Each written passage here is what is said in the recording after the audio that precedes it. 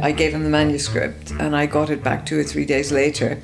This was when you did editing on paper with a red pen. And so I looked at it and the first 2 or 3 pages had more red than black. So there was nothing, not a single sentence he had left uncommented.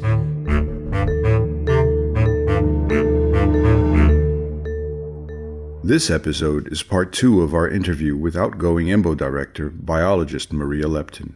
On November 1st, Maria took up her new post as president of the European Research Council.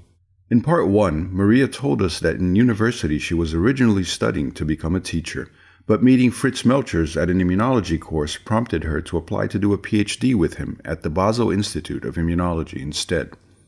She told us how she then executed another acute change in direction from mammalian immunology in Basel for her PhD to fly developmental biology at the MRC's Laboratory of Molecular Biology in Cambridge for her postdoc. We also spoke about starting her own lab, some of the initiatives she launched during her decade leading EMBO, and some of the interesting scientific problems she leaves behind as she closes her 2 labs. In part 2, we spoke about Maria's experiences writing her first papers, preprints, peer review, and the struggle to get proper childcare support when her career as a PI began. We also talked about another of Maria's initiatives at EMBO, the Science Policy Program, with its head, Michelle Garfinkel. Welcome to the EMBO podcast. As Maria explained, the Basel Institute, though a marvelous scientific institution, was not geared towards the training of graduate students. There were only 2 other PhD students there at the time. Maria told us a bit about her first experience writing papers in the Melchers lab. You told a very interesting story to a group of students in India about how Fritz would have his students write a single author paper as part of the PhD. Yes.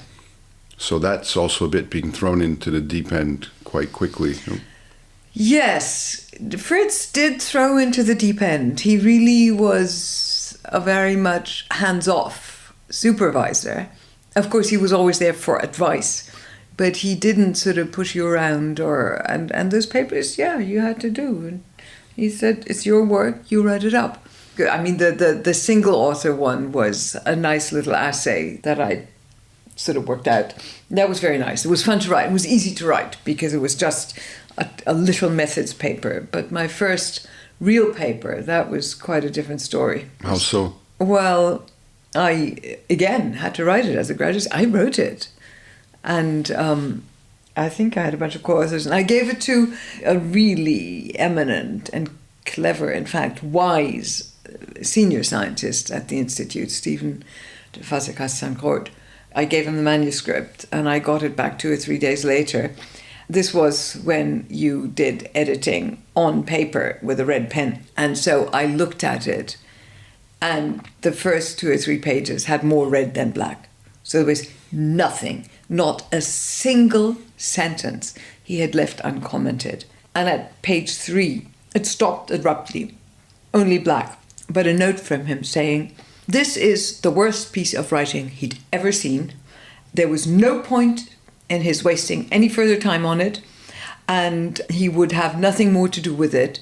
And I was not allowed under any circumstances to mention his name in the acknowledgements or anywhere else in the context of this paper. A bond that is now broken on the live radio waves of a podcast. Yeah. Yes, true. Oh dear, Stephen, I'm so sorry. Yes, but now forever linked. I learned that it matters to write well. That you got to get it right. You don't waste people's time with a first draft that you haven't yourself worked on extensively. Is this something you do with your students and your postdocs, to have them go and write the first version of the paper? Well, now for sure. I don't know when I started doing that. I think very early on. It must have been very early on. And since then I've always written my own papers. And my first papers from my own lab had no students on them, so of course I wrote them. And then the later ones, I think we probably did together. I don't remember. But now, yes, of course, everybody writes their own papers. Single author papers used to be more frequent, or single author and dog, but the only people I know who still have them with their students are more in the evolutionary biology and Evo-Devo field, where I still know people extant who, as supervisors, who have that kind of practice.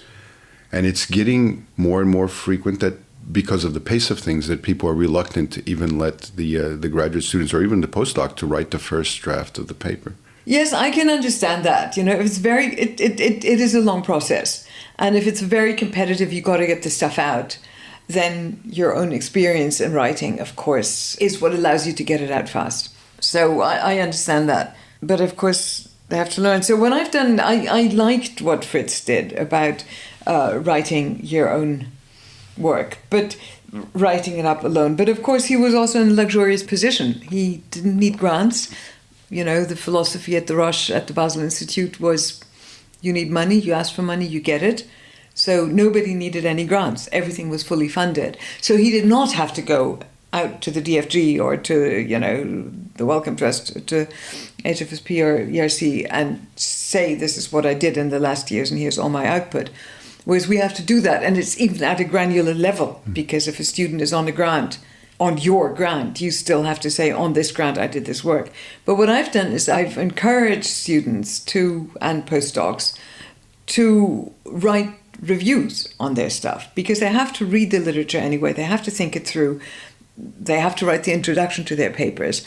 And introduction shouldn't be a long essay. And so I've asked them to write, or I've encouraged them to write reviews, single author. And many of my students have done that until the very recent past. Of course, papers don't just have to be written, they also need to be reviewed. Learning how to review a manuscript is a, let's say, very heterogeneous process. The most common mode may resemble nothing so much as a medieval apprenticeship, with PhD students and postdocs gradually contributing bits and pieces, often uncredited, to their PI's reviews. This is one area where preprints may prove particularly helpful. I remember at the beginning, and I don't know whether it's still true, that some labs did journal clubs on bioRxiv papers. And, of course, a journal club is where you really tear a paper apart. And they would put those comments on as comments. That's fantastic. If you're the lucky recipient of that kind of feedback, that's really great, because that's helpful. That's what you really want from your peers. And they, of course, aren't anonymous either, so you can go back and ask them. That's the ideal. But that works only for a limited number of papers. I mean, how many papers does a lab do in Journal Club per year? Max 50, once a week. It's not just the top level, experienced researchers that are good referees. People in labs who are very young and who've only just learned something can be extremely good at reviewing that. So if you don't need, for paper, you get 3 referees reports. You could imagine a nice system where you got much more junior people, but who are experts in a small area of the field, to review part of the paper. There are many other models, but as always, that would work, and that would be great. It'd be wonderful if they learned how to review an aspect of a paper and their view was heard. But switching from the current system to any other system is difficult. There are many different models for reviewing preprints. One proposal is to forgo pre-publication peer review altogether and simply allow peers to comment post-publication. EMBO and ASAP Bio implemented a different solution: journal-independent peer review. Review Commons was launched in 2019 to curate peer review before submission to a journal. The process is run by EMBO press editors, but authors can submit directly through Review Commons to 17 different journals. The work is posted as preprints on bioRxiv with the option to also post reviews, the author's response to reviewers, and a revised version as a refereed preprint. An analysis of the first year's results shows that time to public posting of peer-reviewed research was cut from over 253 to just 71 days. How was the decision made to launch Review Commons at EMBO with ASAP Bio? Many things we do here aren't sort of make a decision one day or have an idea, do a profound analysis, consult, then stick your heads together and then make a decision and then come up with a project plan and launch a project. It just doesn't happen that way. So this one was after that last HHMI meeting. About a half a year later or so, I was in San Francisco and went to UCSF and gave a science talk there, and then went to see people at Biochem and Biophys, including Ron. I said, let's for once talk only about science. And he told me about some of his fantastic new stuff, really exciting. But somehow this last meeting crept in, and we were really frustrated that we had not come up with some way forward.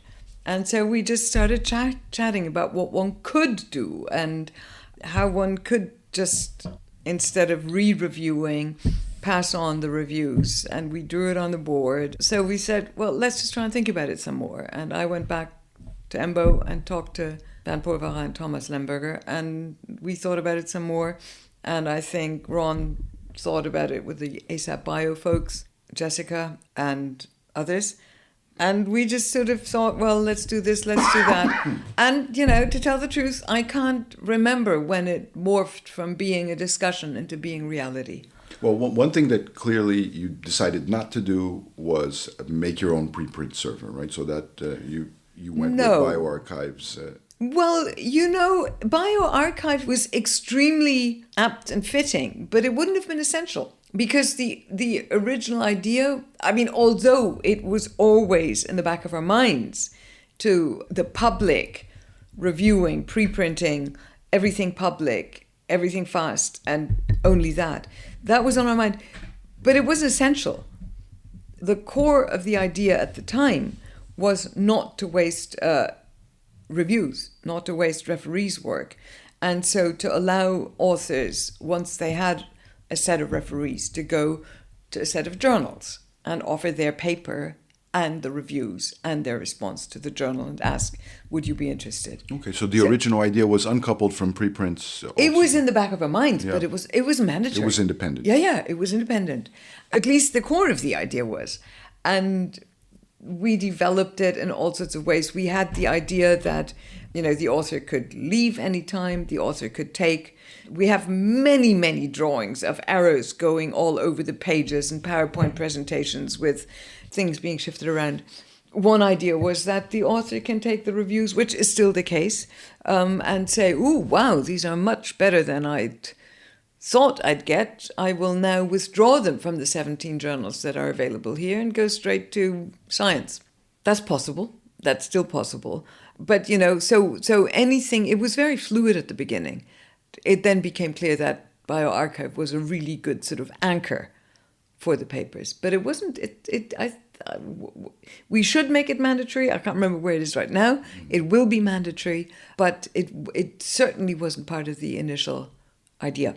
So the core of the initial idea is the portability of the reviews. Yes. So it's independent from making the work itself public at an early stage. Yes, which would also, of course, contribute to speeding up, right? That's already a significant gain in time because, you get it reviewed, you get your 3 reviews, you think about what you want to say, you give it to the first journal that might be interested. They say yes or no. If they say yes, fine, then it's just like it would have been. If they say no, you go to the next journal. You don't have to re-review. So you're already gaining time. That in itself was already a gain in time. And it also already had the advantage that it stopped referees from commenting on what the journal should ask for to make it right for that journal. So it uncoupled that and it gained speed in publishing. Well, the question is right now, as we know from EMBO Press, what really costs money in a good journal are salaries to these people, to the highly qualified scientific editors. And right now, Review Commons is depending on that money being spent, let's say, at EMBO Press by the EMBO journals, since it's the main, let's say, chunk of high-quality scientific publishing. Sustainability, you want it, right? Yeah, so where does it go from there? So it serves actually many people. It serves the authors in giving them these good neutral reviews that they can judge, where there's no, you should do 79 other experiments if you want to get into this journal. They could pay for that. It serves the journals who get a paper with reviews attached. So they could, overall, of course, they can't sack an editor because they get in one paper with 3 reviews. But overall, over the entire system, that saves money for the journals. And it also does, and this is what I find most interesting, it also does what this whole open access debate has as an aim. Namely, it makes refereed work available very fast. I just find this far more interesting than endless pushing for open access and exposing yourself to predatory journals who promise open access and then deliver crap.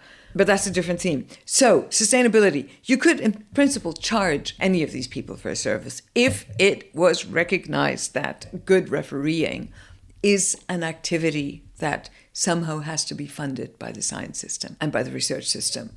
Now, funding comes from funders, so funders could decide to fund it all. Publishing is economic enterprise. It's a business enterprise, so the business, namely the publishing industry, could pay for it. And it's a service for authors, and they could pay for it. As with open access, the trouble is the money's in the system, but it's being distributed along channels that aren't easy to redirect to funding a new entity like this. So I think we'll have to continue to rely on project funding from funders who see this as an interesting way to go, and somehow combine that with charging elsewhere. But look how long it took for open access. I mean, open access publishing and the economic model is for open access publishing is something that again gets muddled. The value, the ethical and moral and political value and the financial value get muddled.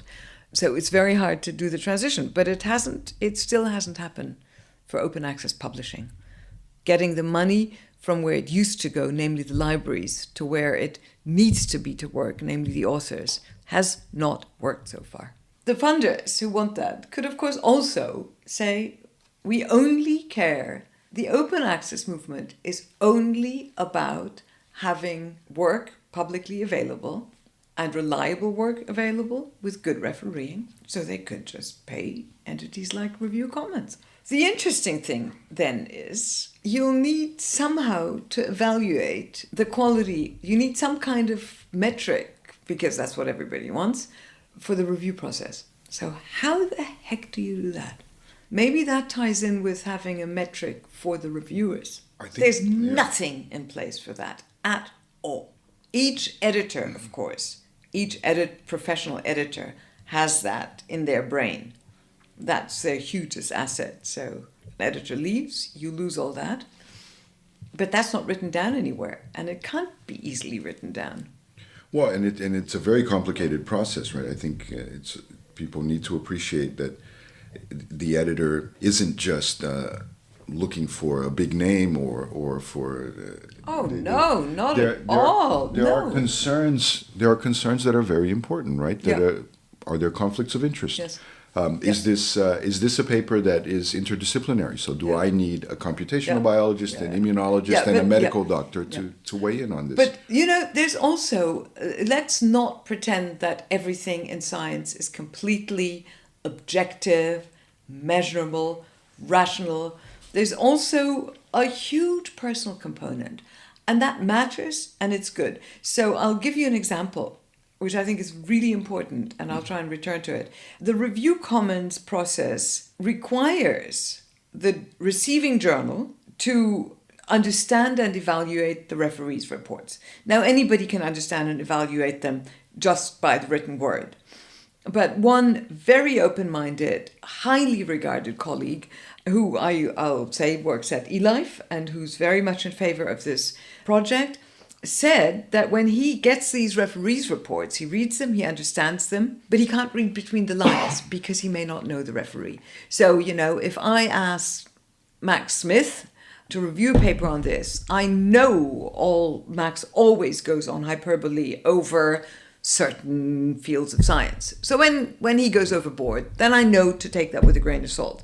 Whereas I know that Maggie Meyer is always bitter when it comes to, a completely different thing. So when she bitches, I'll take that with a grain of salt. I respect them both, but I can read their reviews with a way that I can't necessarily read the reviews that someone else has provided, whom I don't know. So there's a lot of that. You can say, well, that's nepotism and that's, buddy networks. But I don't think it is because, damn, we're all people and we all care about the science we review. So I thought that was a very interesting aspect, that there's much more to it than some sort of ticking boxes and, checking the facts. There's a lot more to that than to good reviewing. One thing we haven't talked about is this fear of scooping, which I don't get. I do not understand being scooped means somebody gets a discovery, a finding, or, something less interesting than a discovery or finding, whatever, out there before you've had your chance to say it. And so they don't want to put their stuff out because they're afraid of being scooped. But they're putting it out. So they are, in fact, scooping their competitors. So it must mean that in people's minds, scooping doesn't mean you go out there and claim a discovery. It only counts if you have it in a journal. That to me is the craziest thing. You have credit. I was first to say it. Here it is in bioRxiv, even with reviews. And just the fact that from that point to it appearing in Journal of Cell Biology, when somebody else quickly put it out in somewhere else, I'm no longer the first who reported it. I don't get it. In part 1 of this interview, Maria told us how an offer from the Max Planck Society to start her own group in Tübingen shrunk her time at UCSF with Pat O'Farrell from a second postdoc to a 3-month sabbatical. At the same time that she was starting her first lab, Maria was also starting a family with immunologist Jonathan Howard.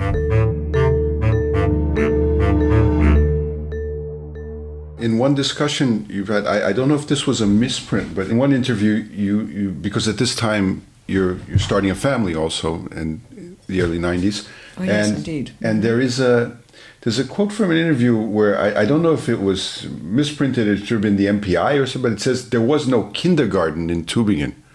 That can't be, there has to be a... So the childcare situation and all that? Well, it's not a misprint. There was no kindergarten at the Institute.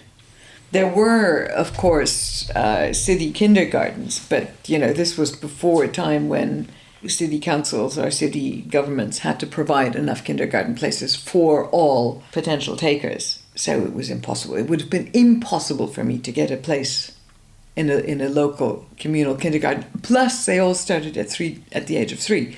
So what do you do with a half-year-old baby? There weren't any. So what did you do? Together with a colleague, I revived a project that she and others had the year before to start a kindergarten at the Institute. And so, I don't know, they'd failed. I'm not going to speculate why, but we just took it in hand and did it, brute force, not taking no for an answer ever. And I have to say, we had fantastic support, again, from Janni, who felt it was necessary that. So Siegfried Korsching, my colleague, her oldest daughter is similar age to my older son. So for them, we did it. And Janni helped, the Max Planck Society helped, the society gave us a flat in a sort of block of flats that they had right by the Institute that was used by Institute staff. And they just sequestered one of those flats and gave it to us. And I think they probably even gave us funding as well. It's hard to imagine as a situation. It's not a fun situation, I can tell you. Because you were also separated from your husband, and geographically, not yes, anything. Yes, right, so. yeah. That was not so much a problem. That's not a problem. In fact, at the time, I was not separated from my husband because he came over from Cambridge to be there for the birth of the baby and then for the first half year. He sort of had this idea that he would hold the baby on his lap and write a book on immunology. Yes. As you can well imagine, that book on immunology never got written. Maria is one of the directors of the Christiane Nusslein-Volhard Foundation, established in 2004 to provide support for young women scientists with children. Maria's interests in broader policy issues were central to her time as EMBO director. EMBO had always been involved in policy. A key moment was its participation in the Asilomar Conference on Recombinant DNA in 1975, and in shaping the regulations that stemmed from it. EMBO, led by then-director John Tooze, organized a follow-up meeting with the NIH in 1978 to revise the very restrictive guidelines for recombinant DNA research that had resulted from Asilomar. Tooze went as far as returning to the lab himself to conduct experiments to demonstrate that the recombinant viral vector sequences used at the time would not integrate into the mammalian host cell genome. By 2009, the EMBO Council and leadership were also pushing for a more structured approach to policy. Maria created a policy program in 2011. Michelle Garfinkel, who at the time was a science policy analyst at the J. Craig Venter Institute, was recruited to lead it, and she is currently the head of the EMBO policy program. Michelle trained as a virologist and got her PhD in microbiology at the University of Washington. She has worked in science policy for 20 years. EMBO had actually been involved in a lot of biomedical research policy sorts of activities over its entire existence, perhaps most famously at the Asilomar meeting in the mid-70s, having to do with recombinant DNA research, but there had never been in-house a structured program to really look at issues, particularly from the EMBO community, in a very structured and easily usable way for decision makers. And in policy programs that I had been in, we're always aware of EMBO's history of, again, work in policy. I had actually just tangentially known Maria from having worked in the same scientific area as she did when I was a postdoc. So I found that really interesting that she was the director and wanted to put effort into policy. And I was really interested, even while I was working in the US, in European approaches to policy and thinking about ways to integrate what I knew from my training in various areas of science and research policy with sort of European policy issues and helping to develop that work. We've really focused in three big areas. So one is sort of the classical EMBO area of biotechnology and new and emerging technologies, applications, what comes from our research, who gets to use the results of that research, how it's applied. So that, I think, will always be important for EMBO, no matter where we sit in the building. That really is a key thing for us. The second area we've worked a lot on is research integrity. So this has been both, again, sort of a policy analytic view, understanding how research integrity is used within European-based laboratories, how administrators view it, how to integrate it better into researchers' day-to-day work. And we have a practical part of that as well, which has to do with introducing these concepts in person in our various communities, and to particularly in areas where our members have laboratories, and we've done a lot of work with them on that. And the third area is something that sort of evolved over time. When I first arrived, we were calling this area of inquiry something like scientific publishing. That has now, of course, evolved really into something much more about open science. And we have had, not only in the policy program, but throughout EMBO, a lot of focus on this. So this includes issues around research assessment, around openness and inclusion in who comes into the research community, and issues related to that. We asked Michelle which concerns expressed by the scientific community and EMBO members the policy program was currently addressing. There's been a couple of these, but I think the one most recently, and I think generally of interest to our EMBO communities, is around genomic heterogeneity in tissue culture cells, which came about actually through a conversation between one of our members, Rudy Abersol, and Thomas Lemberger, who is the deputy head of EMBO Press and working on source data, and they had a conversation about this issue, and Thomas came back to me and said, is this an interesting issue? So this is about whether changes in the genomes of tissue culture cells, which of course change over time, it's not something to be prevented, but something to be understood, what we can do about that from a policy perspective to help with making the reproducibility of the research better by knowing where those issues are. So with Rudy, we put together a workshop and looked at a lot of these issues from the perspective of biobanks, from journals, from policymakers, particularly who may be deciding whether to fund projects or not, what they should be funding. Should they be funding more research on why this happens or how to prevent it? And we're putting that together in a report that will be available soon. And again, we'll use that as a way to go to these decision makers and say, we know this is an issue. Here are some options for how to deal with it. Everything that I've talked about really was also the work has come, right? So again, I've alluded to not only the other people at EMBO, but certainly the people directly in the program who have worked very hard on all of these issues over time. I will say that for as long as we've had the program now, which has been 10 years, we've really only had 3 staff directly in the program. So this was Sandra Mendasholi, Helen Sitar, and Vid Nukola, who also works on engagement issues, which will be of importance over time for EMBO.